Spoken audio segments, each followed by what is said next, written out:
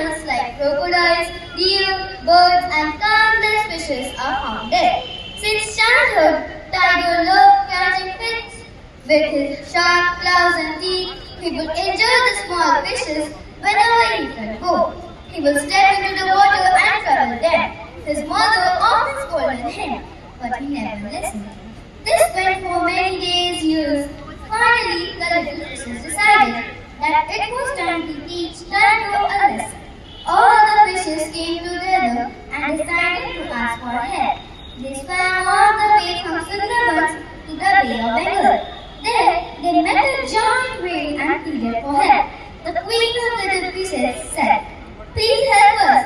A cruel tiger keeps troubling us." The whale listened to the story and then said, "I feel sorry for your suffering, but I am too big. I cannot swim to in the shallow water. I will give you an advice. Go to the sharks. They are fierce as tigers and skilled fighters." So the fishes left and went to the shark. They begged, "Oh brave sharks, please help us. The wicked tiger disturbs us." The tiger king of the sharks replied, "Dear little fish, we felt sorry for your trouble, but we cannot enter the water of Sundarbans. We will get trapped in the jungle roots of the Sundari trees. We cannot find you in the water." Hearing this, the fishes were heartbroken and started to cry. Just then, one small fish spoke in the excitement. She said, "Why can't we fight for ourselves?" All the fishes were surprised. The little fish continued, "Whales and sharks are strong, but they don't belong to this place. The Sundarbans is our home. If God created us to live there, then surely He gave us our own strength too." All the fishes agreed. Her words filled them with courage. The next time Tiger entered the water, all the fishes attacked together. They bit his legs and tails. Tiger roared in pain and stumbled. He rushed out of the water in fear. He had finally got the result of his cruelty. From that day on, Tiger never dared to trouble the fishes again. Moral of the story: we must fight our own battles instead of always depending on others. We should believe in ourselves. Thank you. कौन सा चीज पाया? शाबाश! Give a big round of applause for this girl. मुझे कहानी सुननी है, ये भी कहानी सुनना चाहता था। फिर मैं कहानी सुनना शुरू किया, पंचतंत्र की कहानी, फिर बहुत सारी कहानी होता है।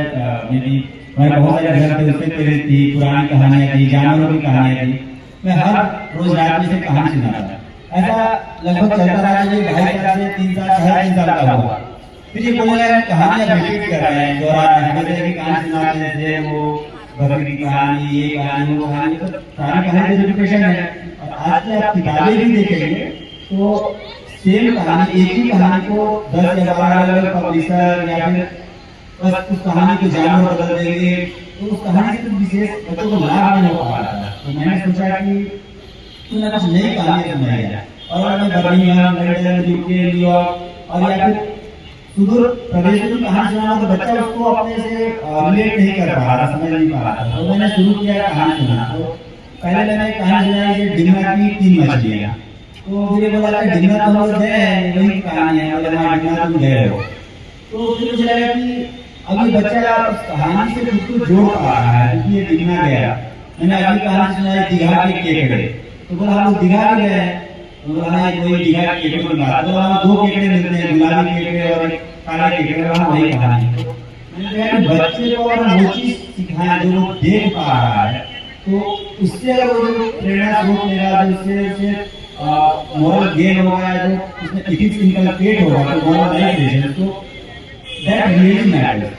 तो यही कारण रहा कि मैंने कहानी लिखी है और बच्चे ने मुझे इस तरह से इंस्पायर किया कहानी लिखने से। और बाद में ये बोला कि आपकी कहानी तो उसको कहानी से मुझे ज़्यादा बेहतर लगी है, तो मैं और कहानी जोड़ते कि आपकी किस तरह से ये किताब आप लोग सबके सामने है। धन्यवाद। और जंगल वेंचर पश्चिम बंगाल के लिए तो आने वाले समय में मैं उम्मीद करता हूँ जब अगले पुस्तक मेला में जब हम जमशेदपुर आए आज से 12 महीने बाद तो हमारे पास जंगल वेंचर्स की सीरीज होगी, जिसमें कम से कम 4 किताबें होंगी और ज़्यादा से ज़्यादा हर जगह अवेलेबल होगी।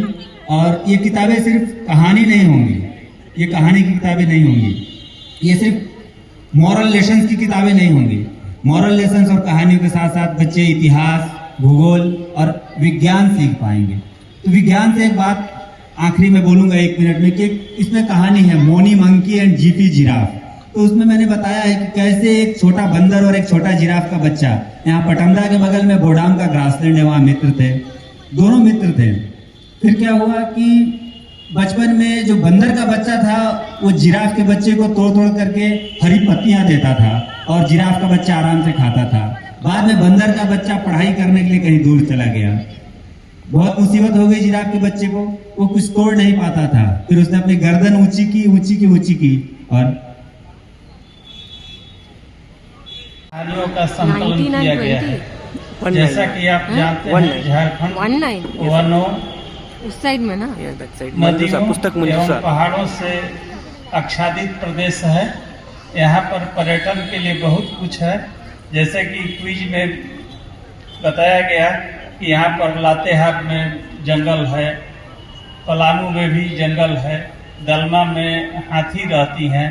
तो क्या इसमें से आप लोग बता सकते हैं कि जमशेदपुर के लिए बहुत अच्छा है कि झारखंड का राष्ट्रीय पशु क्या है?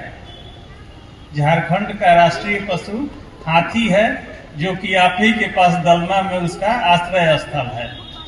तो इस किताब के लिखने के पीछे यही उद्देश्य था कि इतना प्रकृति द्वारा झारखंड को दिया गया है, समृद्ध किया गया है, लेकिन पर्यटन के क्षेत्र में उतना विकास नहीं हुआ है। जबकि यहाँ पर पर्यटन के विकास के लिए बहुत सारी चीज़ें हैं। जैसे आपके यहाँ दलमा में ही है, फिर लातेहार में जैसा बताया गया नेतरहाट है, इसके अलावा कोडरमा में झुमरी तिलैया है, हजारीबाग में भी अच्छा चीज़ है, वहाँ पर एक पार्क है। तो इन सब जगहों को डेवलप करना जरूरी है। जैसे देवघर में भी धार्मिक स्थल है। तो पर्यटन के हिसाब से झारखंड में बहुत कुछ है जिसको कि विकसित करना है। और बच्चों को, जो बच्चे ही हैं वह हमारे भविष्य के कुंजी हैं, उनको अपने प्रदेश के बारे में जानना जरूरी है। जैसे झारखंड में वन बहुत है, लेकिन बहुत कम लोग जानते हैं कि झारखंड का कौन सा वृक्ष यहाँ का राष्ट्रीय वृक्ष है। तो ये इस सब के बारे में इस किताब में दिया गया है। दूसरा किताब लिखने का उद्देश्य ये था कि आजकल टीवी के युग में या मोबाइल के युग में बच्चे मोबाइल ज़्यादा देखते हैं, टीवी का कार्टून ज़्यादा देखते हैं, पुस्तकें कम पढ़ते हैं। पहले क्या था कि संयुक्त परिवार था, तो परिवार में दादा दादी, नाना नानी रहते थे, जिनसे बच्चे कहानियाँ सुनते थे। कहानियाँ सिर्फ कहानियाँ ही नहीं हैं, कहानियों के माध्यम से बच्चों को प्रेरणा मिलती है, एक सीख मिलती है, जिस चीज़ का अभाव आजकल हो गया है। उसी को दृष्टिगत रखते हुए श्री सतीश मिश्रा जी लेखक द्वारा एक पुस्तक लिखी गई, जिसमें 21 कहानियों को संकलित किया गया है। और हर एक कहानी में एक कोई न कोई बच्चों को प्रेरणा मिल रही है।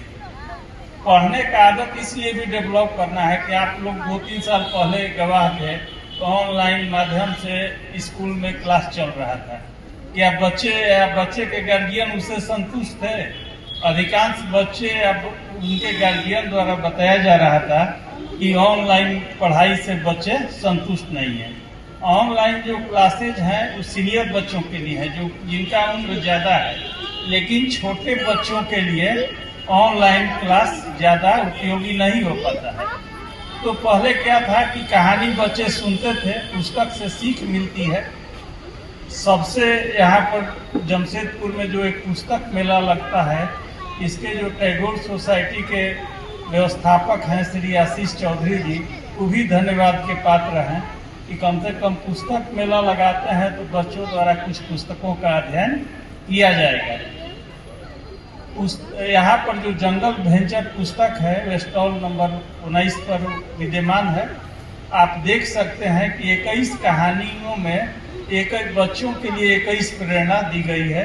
बच्चे उसको जो बाल्यकाल में जो बच्चे सीखते हैं वो उनके दिमाग पर अमिट छाप छोड़ता है, और वो जो प्रेरणा उनको मिलेगी उसमें से यदि 2-3 प्रेरणा भी ग्रहण करने में कामयाब रहे तो उस पुस्तक का समझिए कि सही उपयोग हो गया। इस पुस्तक को लिखने के पीछे श्री सतीश मिश्रा जी लेखक के पुत्र का भी योगदान है। उनका पुत्र रोज शाम को कहानी सुनने के लिए परेशान करता था, तो उनके पुत्र वीर मिश्रा के प्रेरणा से ही लेखक द्वारा इस किताब को लिखा गया। लेखक के बारे में आप कम लोग जानते होंगे। लेखक IIT रायपुर से MBA हैं और शिक्षा के प्रति उनका बहुत बड़ा झुकाव है। तो हम समझते हैं कि जो लोग इस पुस्तक को स्टॉल नंबर 19 से खरीद कर पढ़ेंगे वो उनके बच्चे अच्छा प्रेरणा ग्रहण करेंगे और जीवन में एक सीख लेकर जाएंगे। जैसे पहले ही कहानी में सीख है कि अपना काम स्वयं करना चाहिए, दूसरे पर निर्भर नहीं रहना चाहिए। इसी तरह से हर एक कहानी में एक अलग अलग सीख है।